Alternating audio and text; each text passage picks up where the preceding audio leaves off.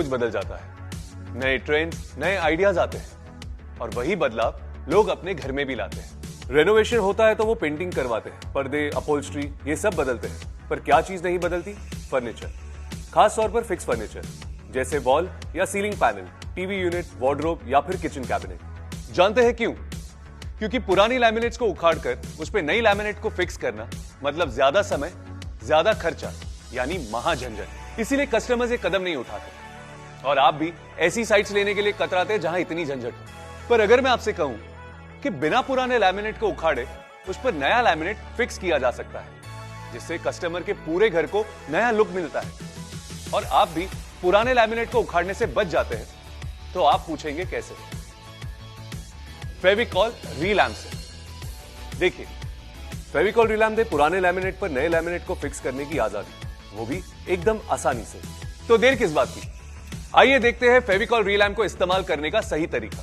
जिस पुराने लैमिनेट पर नए लैमिनेट लगाना हो, उसके सरफेस को पहले अच्छी तरह जांच लें। ग्रीस या तेल को साफ कर लें।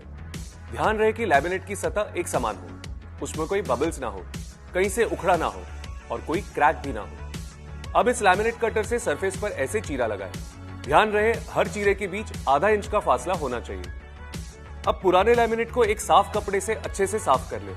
फेविकॉल रीलैम्प के कार्ट्रिज के नोजल को बीचों बीच काट लें और कार्ट्रिज को सीलिंग गन में लोड कर लें। अब इस गन से फेविकॉल रीलैम्प को चीरों पर लगाएं। अगर सरफेस पर कहीं छेद हो तो वहां ज्यादा ग्लू डालकर उसे भर लें। अब फेविकॉल रीलैम्प को इस बड़े दांतों वाले स्प्रेडर से फैलाएं। अब नए लैमिनेट को फिक्स करने से पहले इसके पीछे के सरफेस को एक साफ गीले कपड़े से पोंछ लें। अब नए लैमिनेट को पुराने लैमिनेट के सरफेस पर फिक्स कर लें। अब एक साफ कपड़े की मदद से लैमिनेट पर उचित प्रेशर डालें।